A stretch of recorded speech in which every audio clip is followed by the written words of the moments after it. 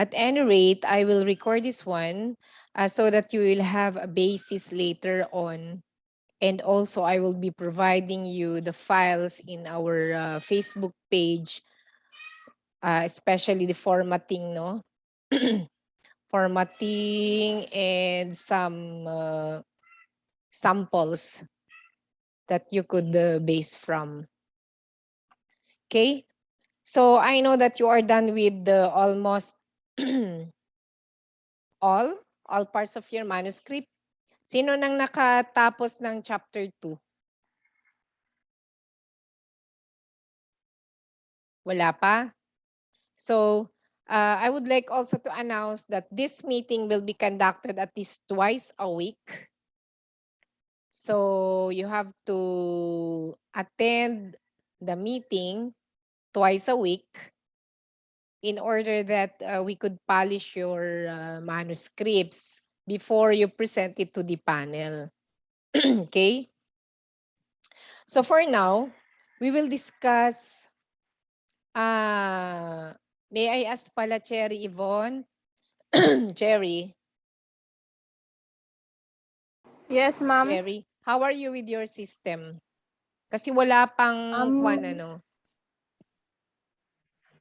Um, on the process pa, ma'am, kasi nagkatrangkaso si Jezreel, kaya kami na ni Ray yung gumagawa.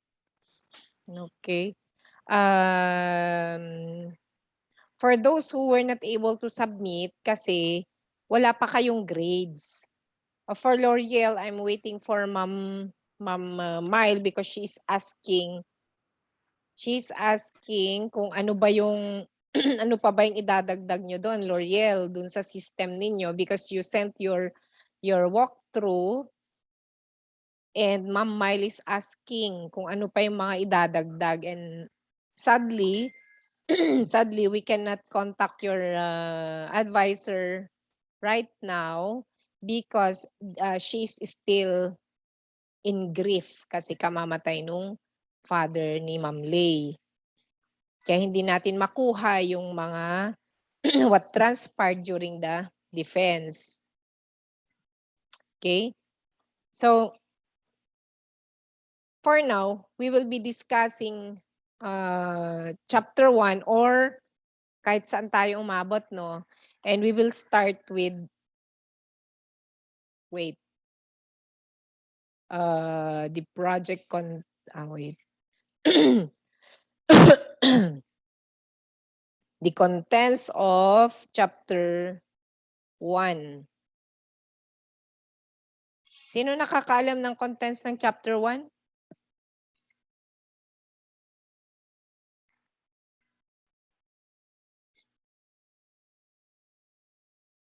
Okay, so for chapter 1, the subtitles for chapter 1 would be, kasi yung chapter 1, that is the introduction. Okay? So under chapter 1, we have project context, purpose and description, objectives of the study, scope and limitations, and review of related literature or RRL. Okay, so I would like to share my screen with you.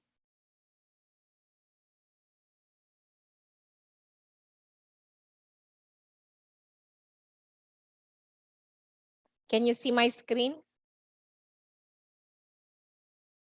Yes, ma'am.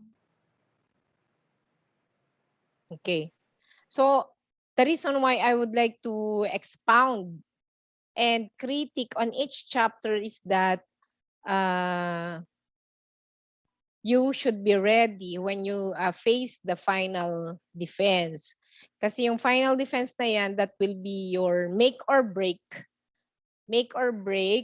especially make or break scenario or chance. Kasi doon binibase ang best capstone project, yung final defense. Okay? So, you will be presenting both. You will be presenting both the system and at the same time, the manuscript. And then later on, we will be trying to publish or present your papers in research forums, just like what the other groups have done before previously. They were able to present their research projects. 'Di ba? Nakita ninyo yung nakita ninyo yung picture nila sino to, yung pumunta ng Thailand, sila Josh Lee. Sila Josh Lee and si Miss Cheska Beranga. So they were able to present their project, their capstone projects na we were able to polish to make it a research-like output. That is why they were able to present it. So marami tayong matatarget with your capstone project. First is of course, yung system ninyo that would benefit your clients, your clienteles. And then next is your manuscript, which would be presented or which has a chance to be presented in national or international research forum. But during this pandemic, I know that presenting it physically would not be possible. That is why we could present it, you could present it virtually. So sayang din yung chance, no? Getting to countries physically. Sayang. But then, ganun pa rin yun. Even if you present it online or virtually, the output is the same. It's still the same because you were able to present it in a national or international research forum. And that would be a very big accomplishment on your part as a student, because if so, it is rare. It is very rare to see students presenting in international or national forum.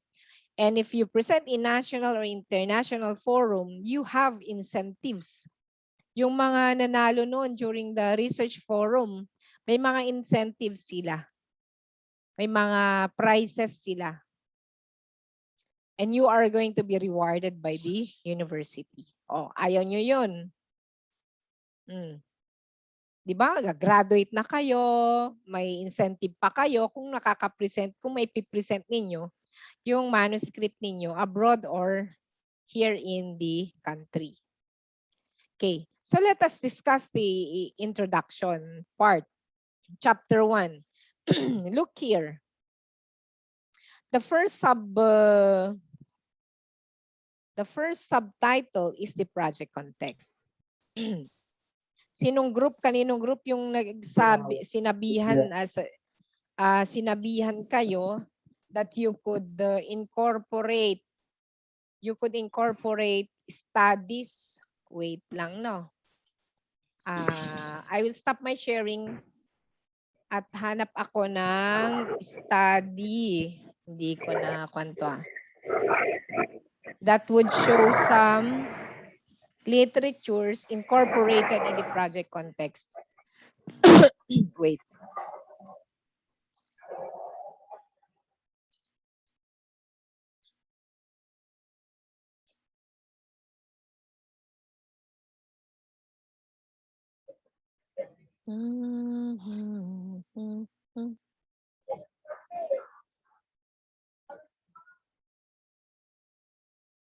Ayaw, 1 minute.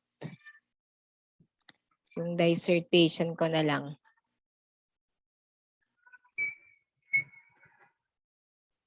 My dissertation.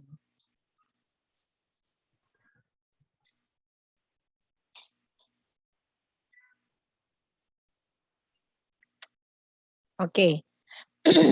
So I will share my screen.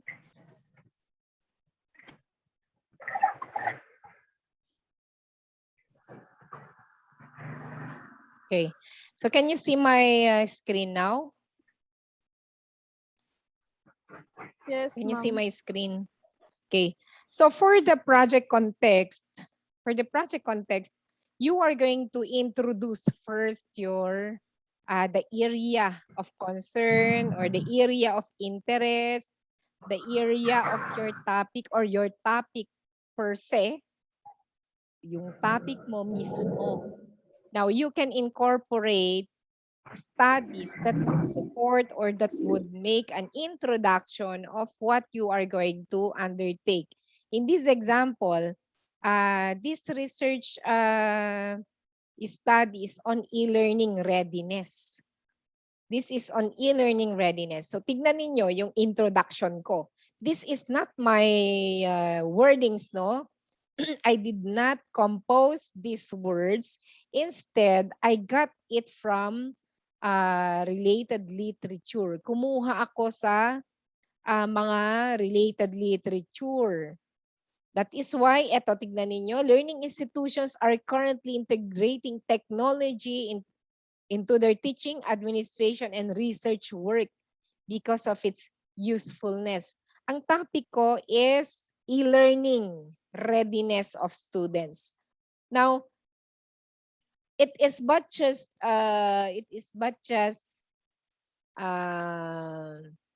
right that you make an introduction about learning institutions who are using technology in their teaching. Kasi nga, e-learning, di ba?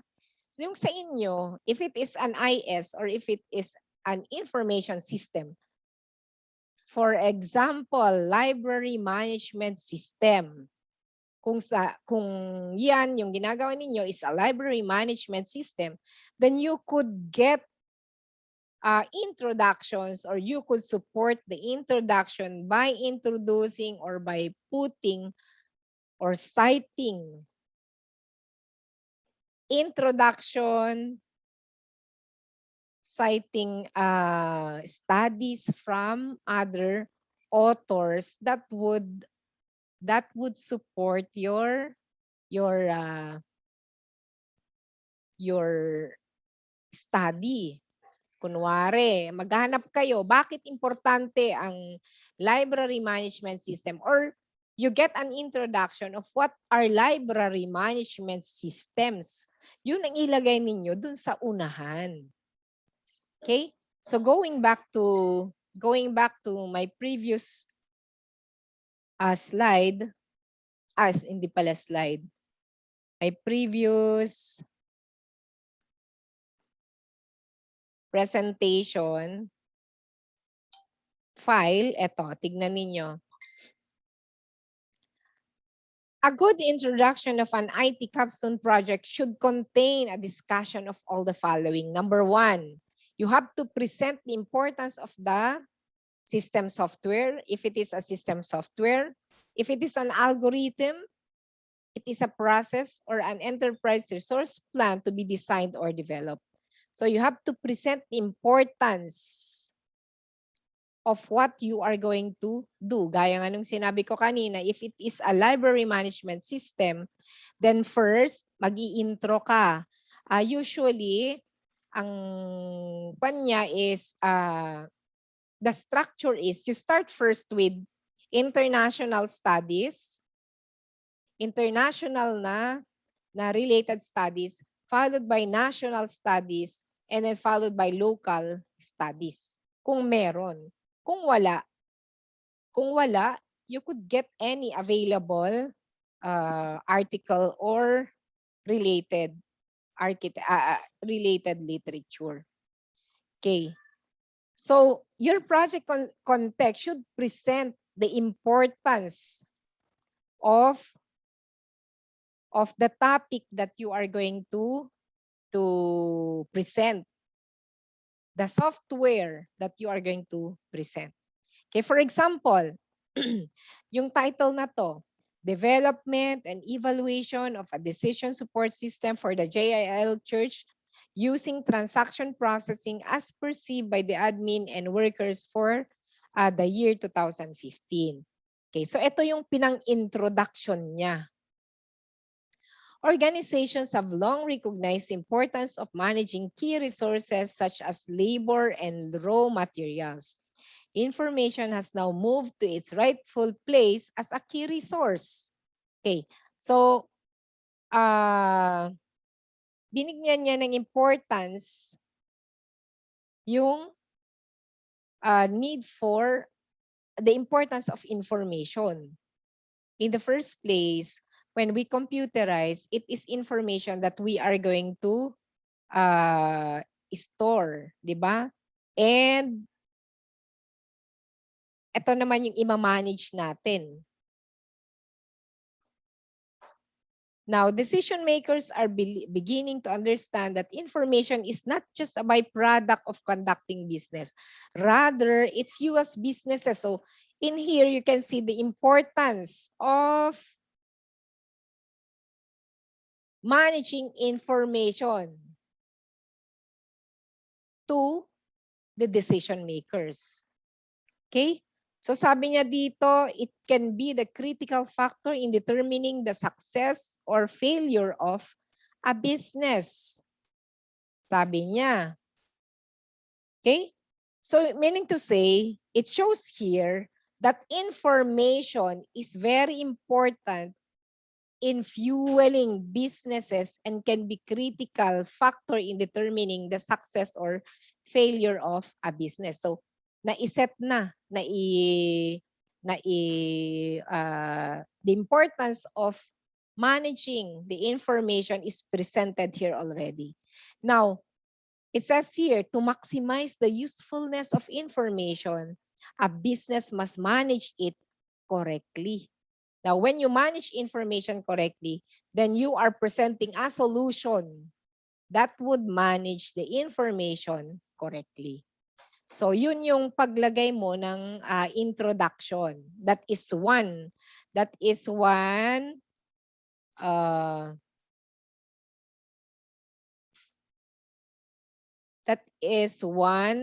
topic that you should discuss in the project context. Next is the research local. Okay, so after the introduction, kung naglagay ka na diyan ng naglagay ka ng mga related literature that would prove the importance of your project, then you discuss now the research local. So i-discuss mo na dito the library of Lawig National System is using a manual. It's still using the manual process or transactions being done in the library of Lawig. LNHS is still manual. Okay? So you discuss the organization. Who is the target beneficiary of the proposed software? Okay. So an example here is, ito pa rin yung title dito, ano? Okay. An example of this is, during the JIL's first few years of operation, information managing is not a problem. Kasi konti pa lang sila. Sabi niya dito, kasi konti pa lang yung attendees and they know each other. And then the resident pastor can easily recognize and call them by their names. Kaya pag may absent daw, the pastor could easily be recognized na nawawala si ganito. Okay, so actually, this is now the process. This is now the process being done in the existing system. So you have, ikwento mo, ano bang nangyayari in the existing system? Ano bang nangyayari in terms of managing their data, in terms of managing the library resources? Okay? So ikukwento mo dyan.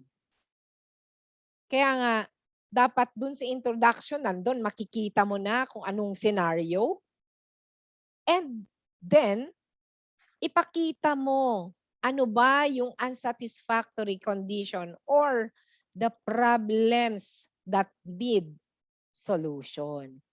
After after discussing the current scenario or the current system, you support that now with the problems being encountered in the existing system. Okay? So yun na yung problem that needs to be solved through the development of system software. Okay. So, for example, ito. At present, the situation does not hold true anymore. Lumaki na daw yung JIL Church and hindi na nila ma-keep track. They cannot already keep track of the number of attendees and those who are absent. So they cannot follow up those who were absent during Sunday service. Kaya, number 4, a desire to find a better way of doing something or improving the present system. So ito na yung proposal mo. Now, it is because of the problems encountered that you, the proponents, would like to find a better way to improve or to solve the problems encountered. So dun sa last part ng manuscript mo, you are going now to present in narrative form your desire to solve the current problems being encountered. For example, di ba, diniscuss mo na, ito yung mga problema sa library management system ng Lawig National High School. This is the existing system, no? Yung mga problems na na-encounter doon is, una, they cannot keep track of the borrowers. Yung mga libro, apay, excuse, guray lang. Sakay!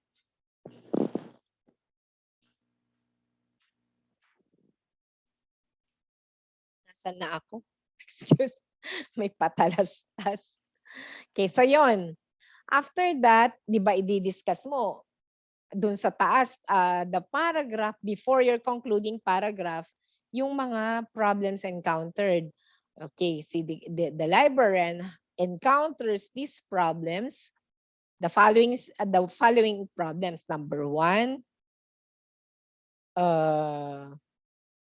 books cannot be managed anymore due to its volume. The librarian can no longer keep track of what is lost and what had not been borrowed or what had not been returned. And yung mga books, they cannot project which are, or they cannot determine which books are most used. Kasi importante yun eh. Dapat malaman ng mga administrators which books are saleable. Kumbaga kung nagbebenta ka. Kasi in the library, as if you are selling you are selling knowledge to students. Alin libro ang mas binabasa ng mga bata when it comes to this subject. Sa science na to, ano ang mas na binabasa ng mga bata? Itong libro ba authored by X or this book authored by Y? In that way, when you were able to know the details about that, then you would increase the number of purchases to Y, to author Y, di ba? So there is an impact. Okay? So after nun, yun yung mga problema na discuss mo, sasabihin mo na ngayon, it is for these reasons why the proponents are proposing or have proposed a system titled, or the study titled, Library Management System of Lawig National High School to help the librarian and the students mitigate the problems encountered in the existing system. Yun na yung solution mo. Yun na yung desire mo. That is now the concluding part. Yun na yung pinaka-baba. Okay, did you get that? Ito yung project context. This is the project context. You have questions on this?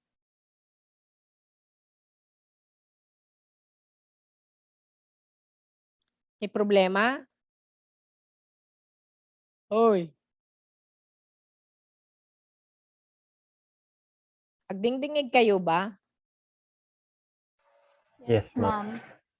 Okay.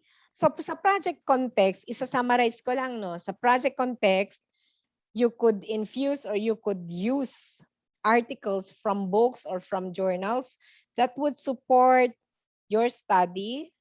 Number 2. Now, sorry, going back to that. If you are going to present studies, triangle is una. Una, from international. Next, from national. Next or last one is from local authors. But if you cannot find, you get the most relevant study, whether international, national, or local. But it is most advice that you get from international studies. And then next, you present the scenario. You present what is being done in the existing system. Details, lahat ng details dapat nandoon. The moment that, dun sa library system, no, the moment that a student borrows books, dun na kayo mag-start hanggang dun sa pag-inventory ng libro ng librarian. And then, after that, you state the problems being encountered. Lahat ng problema dapat nakikita doon.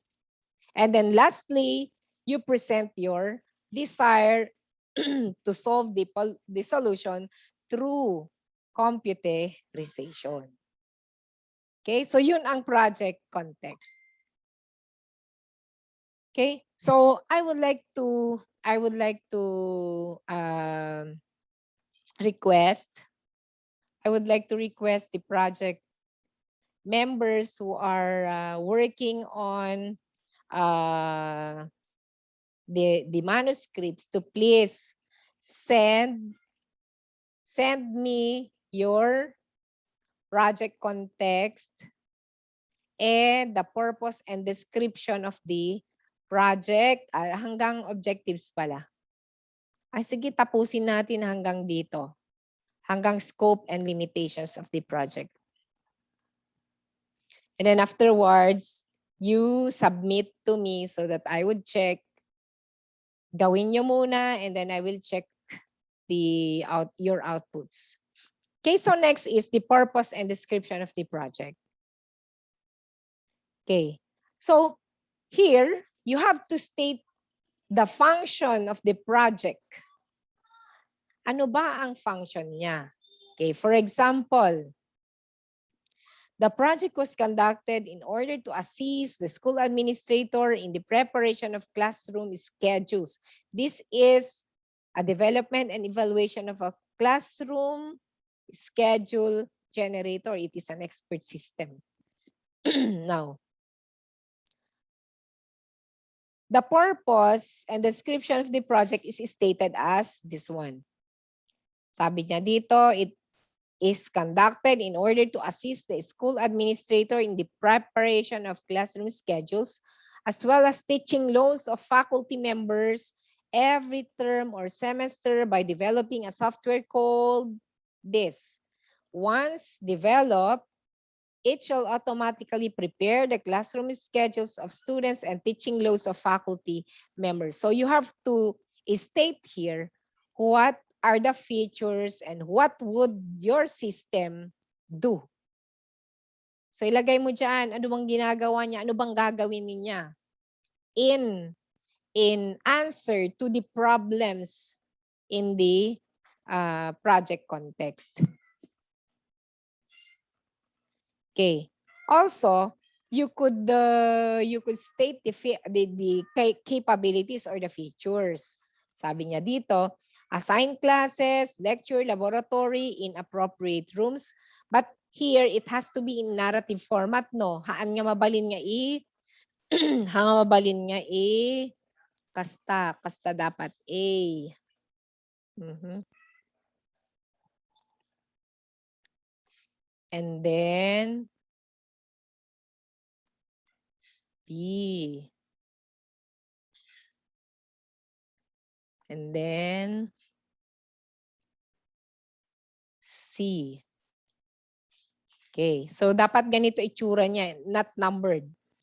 The system has the following capabilities. It could assign classes, lecture, laboratory in appropriate rooms, maximize room, student, and faculty schedules depending on the priority set up by the users, assign teaching load of faculty members in accordance to the course and time schedule preference set by the users. Okay, so you should be able to discuss and describe the functionalities of your proposed solution. Okay? Isipin nyo lagi yung problems encountered, that should also be the basis for the design of your solution, which is of course your system. Okay? So yun yung purpose and description of the project.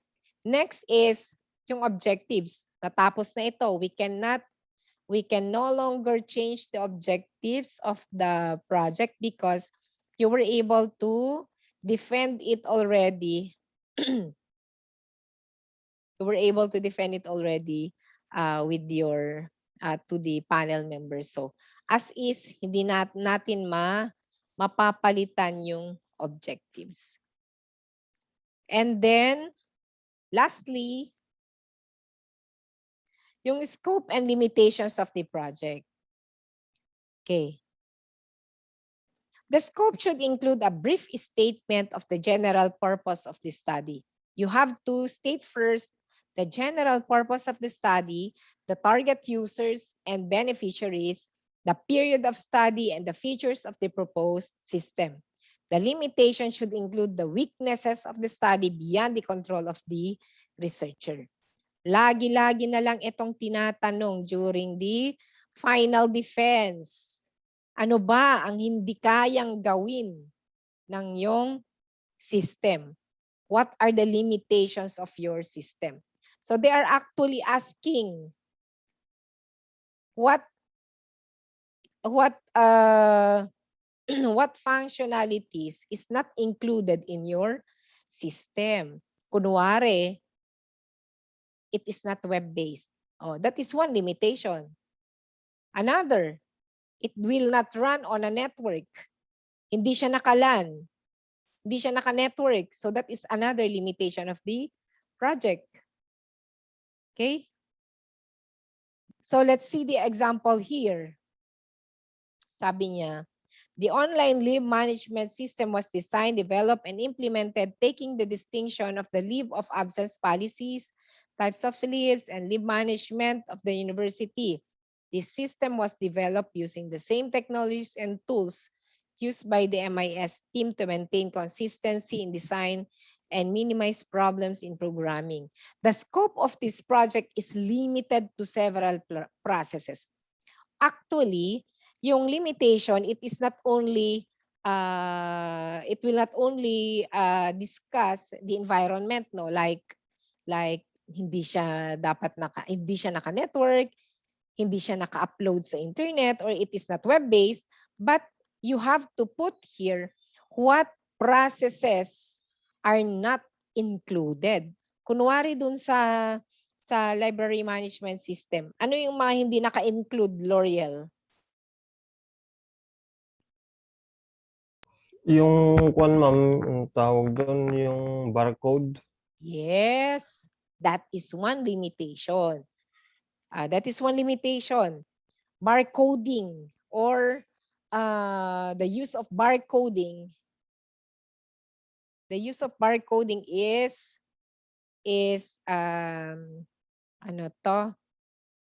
O kaya barcoding is not used because of the limitation of resources or because of lacking resources. Dilatanti ikabil yun. Since the school is a public school and does not have its own budget for such Okay, so that is one limitation. And then also, yung iba pang processes like for example, yung computation ba ng fines, is it automatic? L'Oreal? Ma'am, wala silang fine sa O yun, library ay ilagay sa mo na ma'am, naman sa doon. Ilagay mo na naman doon. Computation of fines is not also included. Okay? So yun ang isang process na hindi kasali. Okay? Kaya kayo tinatanong during the defense about that kasi hindi nakalagay doon sa scope and limitations. Ilagay ninyo ano ba yung mga hindi nakasali na features. And ilagay ninyo ano ba yung mga nakasali. Yun yung scope. Yung scope, ano ba yung mga nakasali? Ano ba yung mga features niya? Yung limitations, hanggang saan ba siya? Okay? Hanggang saan ba yung features niya? Kaya nang sinabi ni L'Oreal, hindi nakasali ang barcode, hindi rin nakasali ang automatic computation of fines. Okay? And many other more or kung ano pa yung mga sinabi nila na hindi na-include and the processes that you seem or you deem not important, you put it there. Yung mga processes na hindi na kailangang ilagay. Okay? So what about Cherry Yvonne? Di ba yung sa inyo is student management system, Yvonne? Student information system, ma'am. Student information system. So will that system print Form 137 and Form 138? Yes, ma'am. Yung Form 138 lang po, ma'am. Okay. So kung Form 138 lang yung scope niya, then you have to put here under the limitations that it will not be printing Form 137. Okay? Also, kasali ba ang good moral character? Cherry Yvonne? Kasi di ba ito yung mga... Hindi pa. Hindi po, ma'am. Okay, so kung hindi yan kasali, you also include it there. That the issuance of good moral character forms will not be included in your system. And you have to state it in complete sentences in order to be understood easily. Para clear. Okay? Also, Yes, ma'am.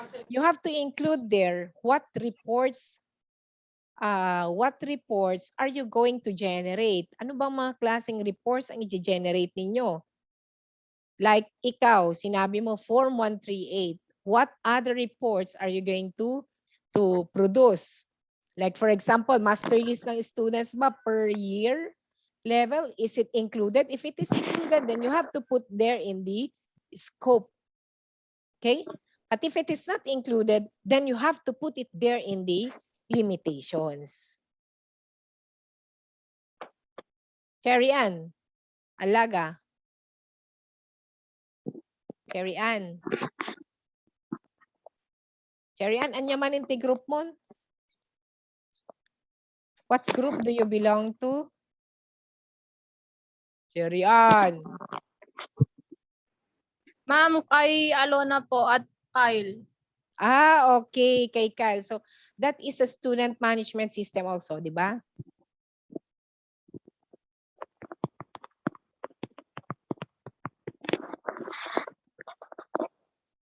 Di ba? Student management system din yon. Okay, anyway, the comments are the same with the group of Cherry Yvonne.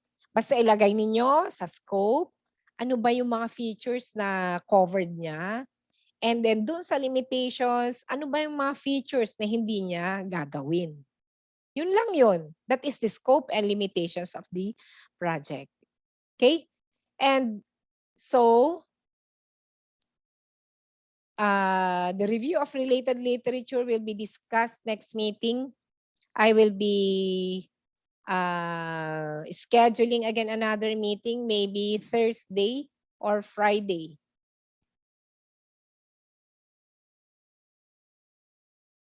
Okay, so do you have questions so far?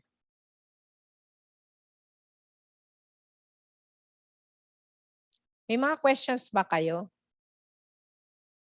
Stop sharing ko na. Do you have questions? Uy. Ag-question kayo, tahan kayong tag-question into no final defense. Okay? Basta ang sinabi ko, you have to submit to me. You have to submit to me your project context, your project context, the purpose and description, including the objectives, up to the scope and limitations. Okay? So, please submit it before Wednesday. Tomorrow. Okay ba yun? So that mapapolish natin as we go on para hindi na tayo magka-cram. Kasi pag nagka-cram kayo, tignan ninyo, yung isang grupo. I do not know if this is the group of Alona. I am not sure. Hindi. Hindi rin yata yung group ni Yvonne. Basta they were not able to proofread the manuscript that was submitted prior to the pre-oral defense, and then pinapabawi nila last minute kasi may nakalagay doon web-based yung nilagay nila. Eh, hindi natin mababawi yon. Kaya yon. So we need to polish all the manuscript before the final defense, which will be this November. Okay? So yun. And so, I would like to see the manuscripts. Would that be okay to you? Tomorrow, tomorrow night would be the deadline. Para tignan Yes, natin. ma'am. Tomorrow night. So you incorporate what had been discussed today, and let's see, and I will edit. I will try to see what we can do with that. Okay? So thank you, but you have to turn on first your videos, your camera, so that we could have goods na good shot. Hi, Cherry. Okay, so L'Oreal. Cherry Ann. Alona. Kyle. Ayan mo, Alona. Agabay kayo kini Cherry. L'Oreal, kindly turn on your cam, and Kyle also. Alona, bagaman ni Kyle, ngayon na. Wala akong cam, ma'am. Ay, Apple L'Oreal. Kung may muntubalan Wala jay, may muntubuludan jay kam dito'y balay, tanagad adumad lang. Nawan cam na ma'am Jay. Laptop ko. Mura ni Kyle? Yes ma'am. Ay, sos. Adati kam ko dito'y, kam ti school. Mayo buludan. Okay? So, sino to? Sino yung nagko-connect? Ni Mutal. Mutal! Late ka na, Mutal! O, yan mo nga dyan video. At least ma-present ka man laing before we say goodbye. Ni, awanin. Okay? Cherry Ann, kindly turn on your video. Yan. Okay, 1, 2, 3. Thank you so much. Okay? So goodbye. We will meet again this week. Okay? So thank you and have a good day.